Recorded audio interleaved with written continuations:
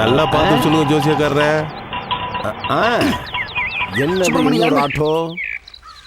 இஸ்மாயிலே நீ வா. நீ போ.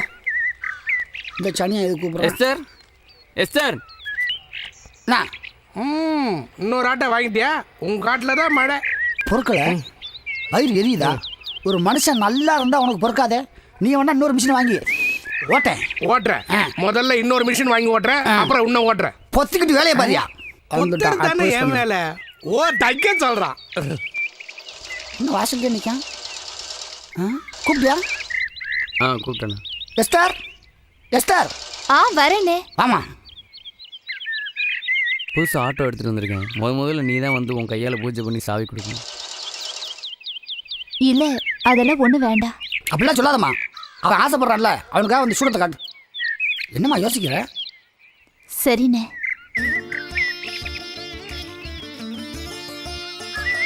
எப்படி? அல்லா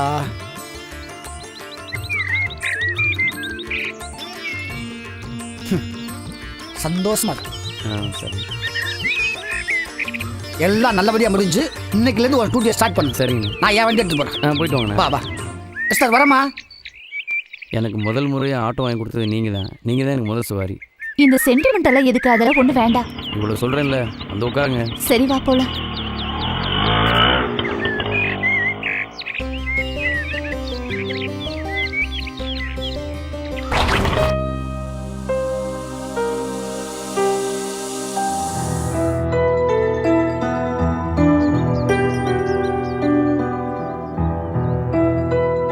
சினு, ரம்யா ஃபோன் பண்ணி பார்த்தாலாம், சுவிட்ச் ஆஃப்ல இருந்திருக்கு.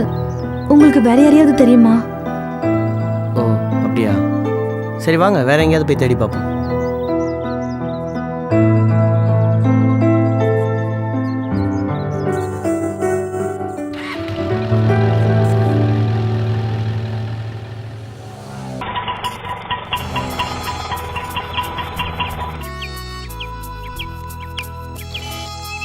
என் ஆட்டோவில் முதல் சவாரி வந்திருக்கு. ரொம்ப தேங்க்ஸுங்க. ஒரு நிமிஷம் இரு. இந்தா. எதுக்கு? முதல் சவாரியை ஓசியா இருக்கக்கூடாதுல்ல. ஓகே, ரொம்ப தேங்க்ஸ். பாய்.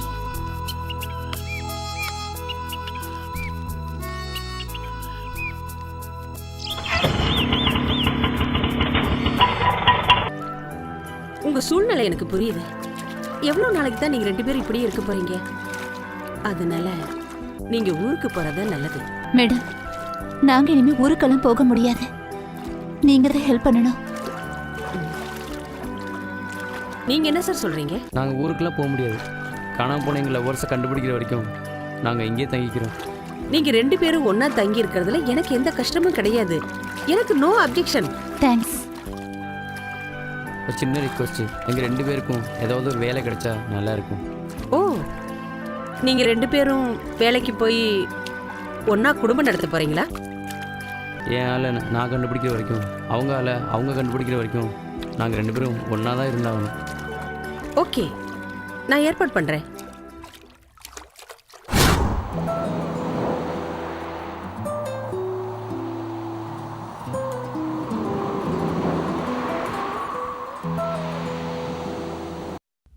என்னடா இவ்வளவு யோசனை பண்ணிட்டு இருக்க? இப்போதைக்கு இவங்களுக்கு வேற ஆதரவு கிடையாது. 2 பேர்ல ஒருத்தருக்காவது வேலை கிடைக்க வழி பண்ணுங்க.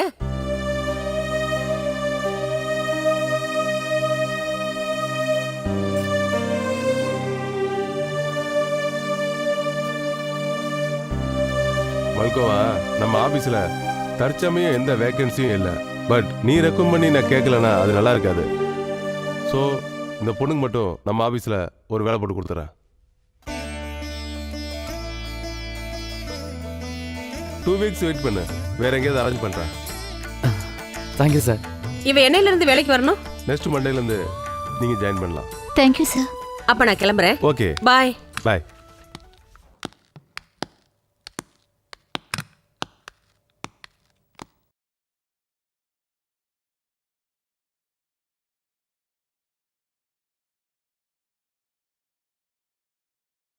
புகைப்பிடிப்பது உடல் நலத்திற்கு கேடானது. Smoking is injurious to health. மது நாட்டுக்கும் வீட்டுக்கும் கேடானது.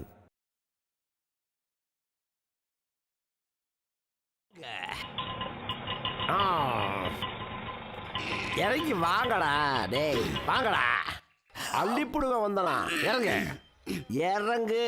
என்னது அண்ணா கத்திக்கிட்டு இருக்காரு? இறங்குடா. பைத்தியம் கீத்தியம் பிடிச்சு போச்சா? வந்தனா பிச்சு புடுவேன். இறங்கு இறங்குடா. வா.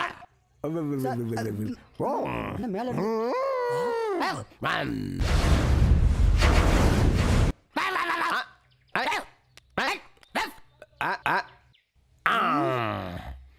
வாங்க சார் என்ன சார் நீங்க? அவங்க தான் ஏதோ சின்ன பசங்க குரங்குத்தனமா ரியாக்ஷன் பண்ணிக்கிட்டு இருக்காங்க. நீங்களும் ஏன் சார் அப்படியே குரங்கு மாதிரியே ரியாக்ஷன் பண்ணிக்கிட்டு இருக்கீங்க? அது ஒன்றும் இல்லை ஸ்மைல, சும்மா நாச்சுக்கிறோம். ரொம்ப டீப்பாக இருக்கணும், கான்சன்ட்ரேஷன், அப்படி திங்க் பண்ணுறேன். என்ன ஆராய்ச்சி பண்ணிக்கிட்டு இருக்கீங்க? குரங்குல இருந்து மனுஷன் வந்தானா இல்ல மனுஷன்ல இருந்து குரங்கு வந்துச்சுனா? No no no no no, என்னுடைய ஆராய்ச்சி ரொம்ப டிஃப்ரென்ஸ், வித்தியாசமானது. மனம் ஒரு குரங்குன்னு சொல்லுவாங்களே, ஏன் அப்படி சொல்கிறாங்க? இது பெரிய இன்டர்நேஷனல் கேள்வி, பெருசா கேள்வி கேட்டுவிட்டிய.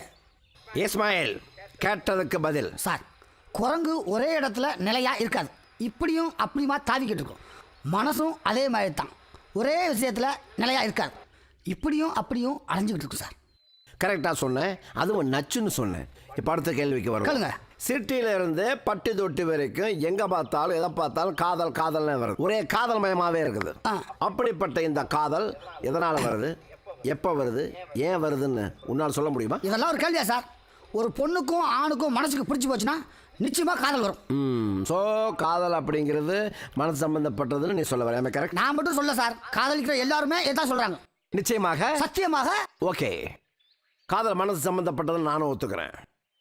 காதல் மனசு சம்பந்தப்பட்டதுன்னா மனுஷன் குரங்கோட சம்பந்தப்பட்டவன்னா, குரங்கு இங்கேயும் அங்கேயும் தாவும்னா, மனசு இங்கேயும் அங்கேயும் தாவும்னா, மனசு சம்பந்தப்பட்ட காதலும் இங்கேயும் அங்கேயும் தாவுமா? ஐ மீன், காதல் நிலையாக இருக்குமா இல்லை மாறுமா? சார், நீங்க எதுக்கோ முடிச்சு போறீங்க. நான் கரெக்டாக தான் முடிச்சு போடுறேன். குரங்கு மரம் விட்டு மரம் தாவும், காதல் மனம் விட்டு மனம் தாவும். கண்மணிதாசன், தயவு செய்து காதலை கொச்சப்பட்டாதீங்க. காதல் புனிதமானது, தெய்வீகமானது, உண்மையானது, உயர்வானது. No tension, cool down.